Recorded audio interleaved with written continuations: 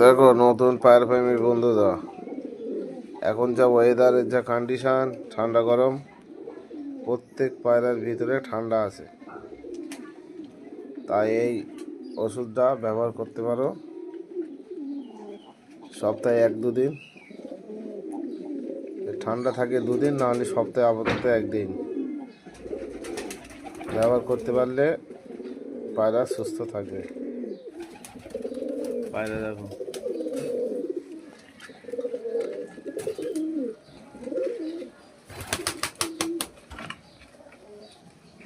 match দিয়ে দুটো